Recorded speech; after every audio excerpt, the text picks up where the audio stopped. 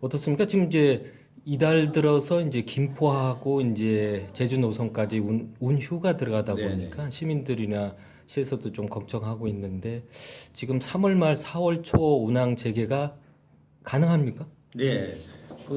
현재 저희들이 1월 말에 리스가 끝나는 비행기가 하나 있는데, 예, 그거를 필두로 해가지고, 그게 아마 3월 한 중순 정도에 MR 작업이 끝나고 들어올 건데, 그렇게 되면 3월 말이나 4월 초 정도 상업 운행을 하려고 하고 있고, 그다음에 제일 먼저 그 노선 중에서 중단됐던 그 포항 제주 노선하고, 그다음에 김포 포항 노선을 저희들이 다시 재개를 하려고 지금 준비하고 있습니다.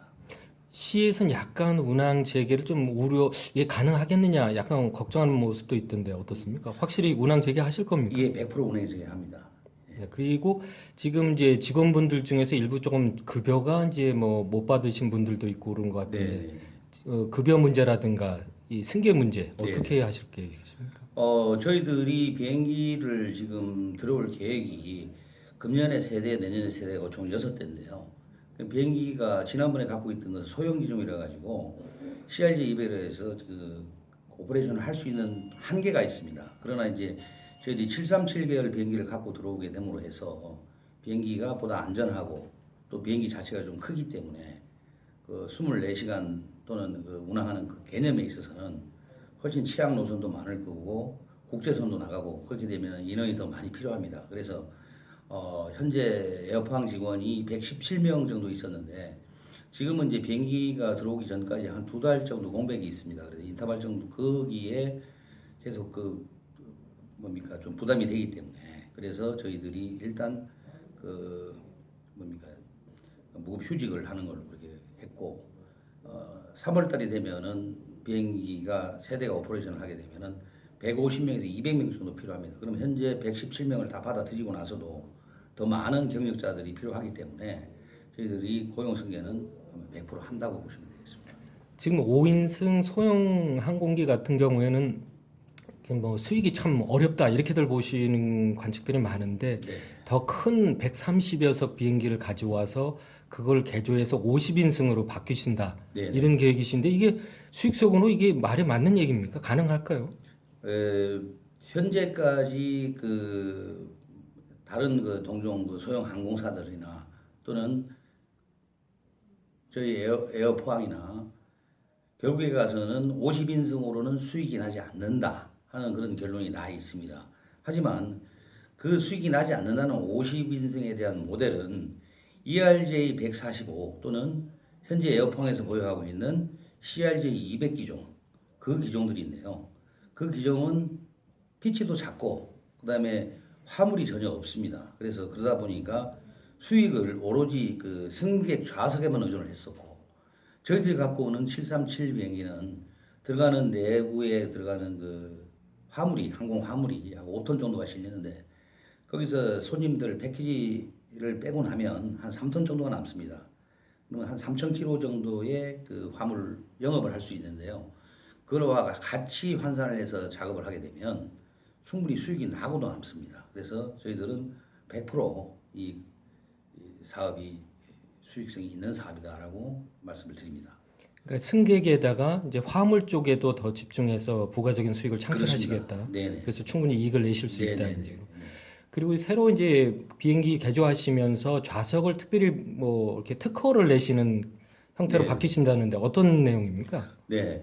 현재까지 각 항공사들이 세계적으로 보면 지금 보면 에어아시아를 비롯해서 우리나라 저가 항공사들 거기에 라이온에어라든가 그런 메이저급 큰 항공사들이 비행기 대수를 물량으로만 들이대 가지고 결국에 가서는 좌석을 저가 경쟁 즉 출혈 경쟁을 하고 있습니다. 그래서 저가 경쟁을 하는 시대는 이제 끝나야 되고 그 미치고 파는 그런 상황이 되는데요. 그렇게 되게 되면 소비자도 피해고 회사도 결국에 가서는 시간이 지남으로 해서 결국에는 도산될 수밖에 없는 그런 구조로 갈 수밖에 없습니다. 그러나 저희들은 저가 경쟁이 아니라 50인승을 올 비즈니스 좌석으로 개조를 해서 들어오기 때문에 그 올 비즈니스 좌석에 이코노믹 요금으로 저희들이 드리면서 풀 서비스 즉 식사까지 다 제공을 할 그런 계획입니다.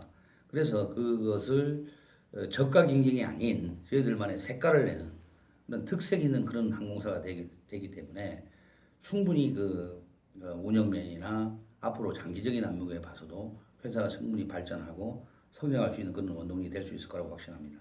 네. 그러니까 올 비즈니스석을 이코노미 가격으로 제공하시겠다 그렇습니다. 이제 네, 그런 네, 얘기시고 앞으로 이제 국제선 노선도 계획을 하고 계시는 것 같은데 네. 어떤 내용입니까? 국제선은 어느 항공사건 간에 그 국내에서만 뛰어갖고는 수익이 나지 않습니다. 즉, 그 국제선으로 많이 돌려야 되는데요.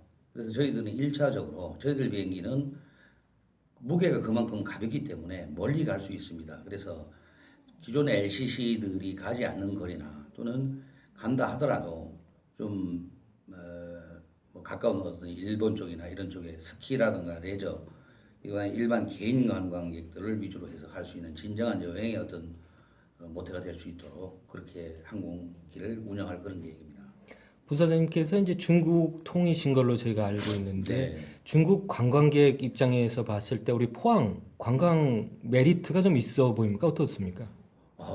제가 파악한 걸로는 대구나 주변에 있는 대구나 울산, 기타 뭐 부산 이런 지역보다는 포항이 훨씬 인프라가 잘 돼 있다. 그 잘 돼 있는 인프라라는 것은 특히 중국 사람들 같은 경우에는 그 평생 동안 바다를 그림책에서만 보고 가는 사람들이 많습니다.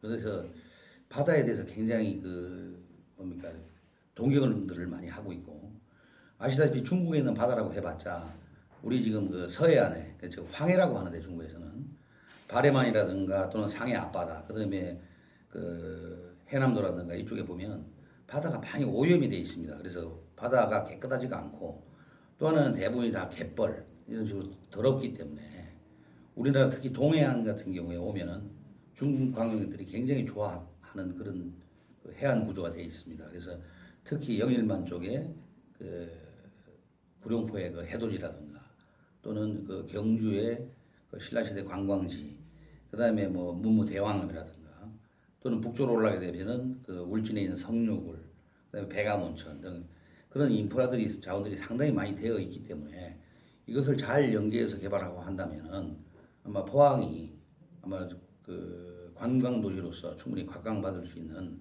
그런 인프라가 되어 있지 않겠는가 그런 생각입니다. 그런 상품을 에어포항에서 좀 만드셔가지고 중국 관광객을 우리 포항으로 유치하실 뭐 그런 계획들은 좀 없으세요?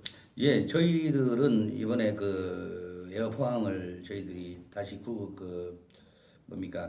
조직도를 다시 구성을 하면서 저희들 자체적인 여행 사업부를 이미 구성을 해놨습니다. 그래서 저희들 자체적으로 그동안에 여러분들이 북경이라든가 중국 관광, 그다음에 뭐 다낭이라든지 베트남 쪽에 이렇게 다니시면 저가 요금으로 해가지고 쇼핑 상점만 들렸다 오고 쇼핑을 하지 않으면 강요당해가지고 하지 않으면 완전 짐짝 취급을 받고 그런 불합리한 여행을 많이 하셨을 텐데 저희들은 그런 불합리한 것을 없애고 저희들 회사에서 직접 직원들을 보내서 관광지를 개발을 해가지고 서로 들어가고 나가고 하는 손님들을 연계를 해서 저희들이 관광 상품을 직접 만들어서 우리 국내 이 포항 주변에 있는 그런 인프라도 저희들이 관광지로 관광 자원으로 만들고 또 해외에 있는 것도 우리 포항 시민들한테 소개를 해드려서 서로 정말 진정한 그런 여행, 진정한 관광이 될 수 있도록 저희들이 창출을 해 나가겠습니다.